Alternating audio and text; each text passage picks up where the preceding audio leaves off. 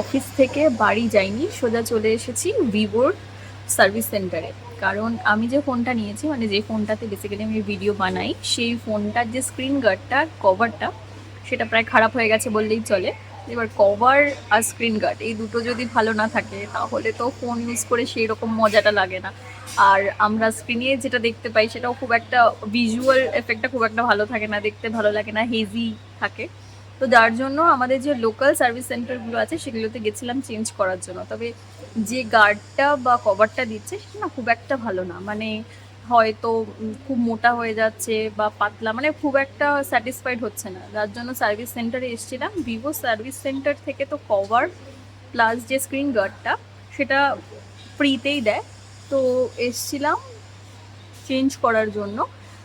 আমরা এখন ওয়েট করছি, জাস্ট এই একটা টোকেন নাম্বার দেয়, তো সেটা আমাদের করতে হয়নি, কারণ যেহেতু জাস্ট এমনি স্ক্রিন গার্ড চেঞ্জ করবো আর সেরকম কিছু না। এটাই হলো সেই আকাঙ্ক্ষা বিল্ডিংয়ের পাশে অ্যাকশন এরিয়া 1-এ ভিভোর সার্ভিস সেন্টার। তো আমি এখানেই এসেছিলাম।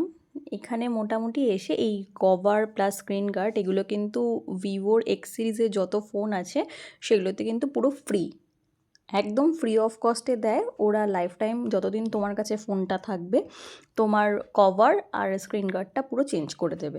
নতুন গ্লাস চলে এসছে, ফোনটা আমার পাশে দিয়ে দিয়েছে। নতুন গ্লাস আর নতুন কভার পেয়ে গেছি, ফোনটা একদম নতুনের মতন দেখতে লাগছে। আই এম হ্যাপি, খুব ভালো লাগছে। যে মনে হচ্ছে কি আমি একটা নতুন ফোন কিনে ফেলেছি, কারণ কভার চেঞ্জ হয়ে গেলে, গ্লাস চেঞ্জ হয়ে গেলে তো জানোই ফোন একদম পুরো নতুনের মতন হয়ে যায়।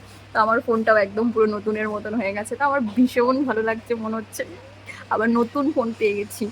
এই কভারটা আগে আমার ছিল আর এখন আমি চেঞ্জ করে এই কভারটা নিয়েছি।